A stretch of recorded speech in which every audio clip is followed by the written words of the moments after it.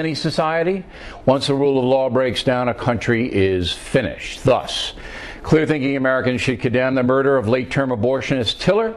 Even though the man terminated thousands of pregnancies, what he did is within Kansas law. The accused killer, 51-year-old Scott Roeder, may have had ties to the Freeman Organization, a far-right group which rejects government authority. Roeder is likely to be charged with first-degree murder. He has a previous weapons charge conviction. The 67-year-old Tiller had performed abortions for more than 35 years. The Washington Times estimates he destroyed about 60,000 fetuses. 60,000. According to the AP, Tiller performed more than 250 late-term abortions in 2003 alone. His income was estimated to be more than $1 million a year. Right now, 36 states restrict late-term abortions, and there are only 3 clinics that perform them in the entire country.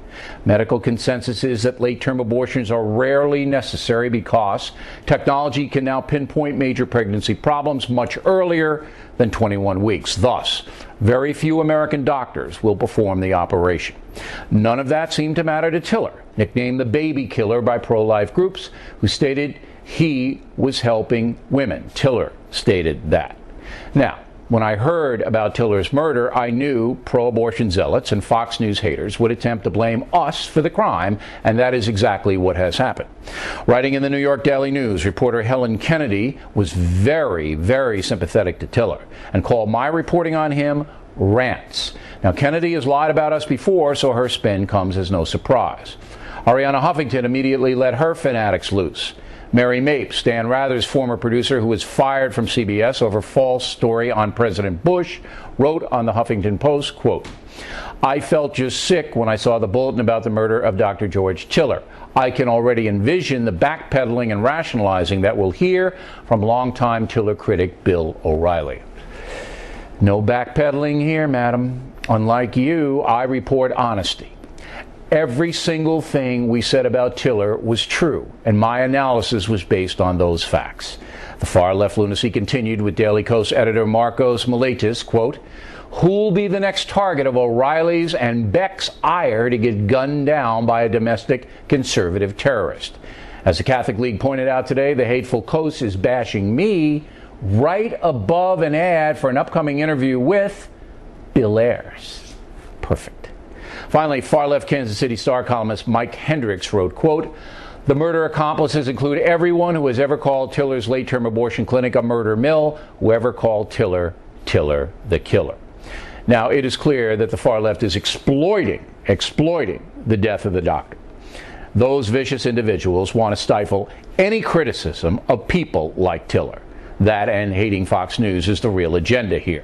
Finally, if these people were so compassionate, so very compassionate, so concerned for the rights and welfare of others, maybe they might have written something, one thing, about the 60,000 fetuses who will never become American citizens.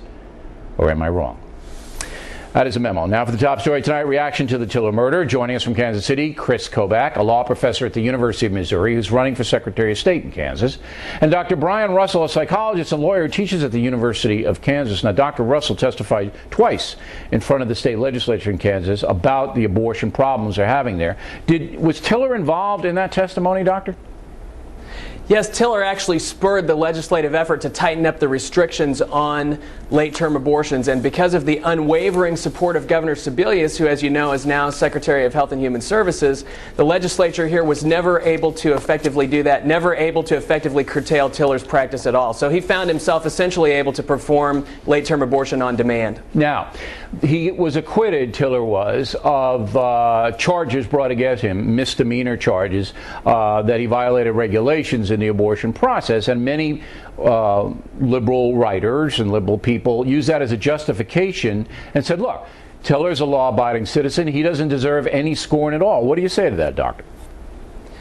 Well, as an attorney, I have to point out that when a jury acquits somebody, it doesn't necessarily mean that they didn't really do anything wrong. It just means that that jury wasn't convinced beyond a reasonable doubt.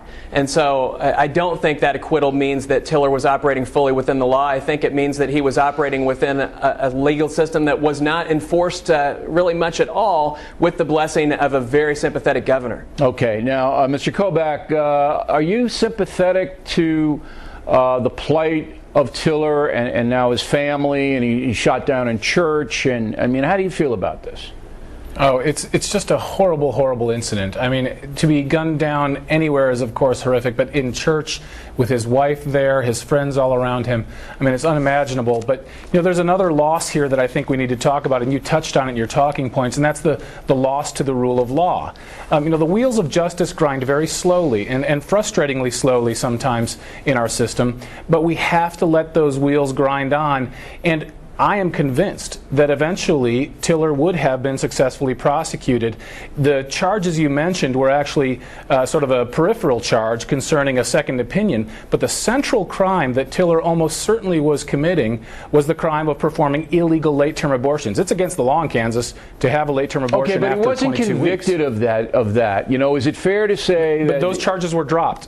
He was never actually tried on those charges. But is it fair to say after 35 years... The guy's been doing this for 35 years, Mr. Kobach. Is it fair to say that he was committing a crime or likely committing a crime when the Kansas justice system could never bring him in, could never make it stick? Is it fair to say that? Look, I'm coming at it from I just want everybody to know, you guys in the audience, I'm coming at it from a factual point of view.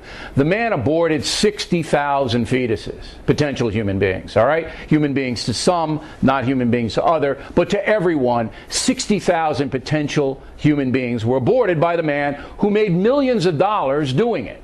To me, that's unconscionable. As an American, I have a right to say that. But the system in Kansas, Mr. Kobach, never nailed him for really anything.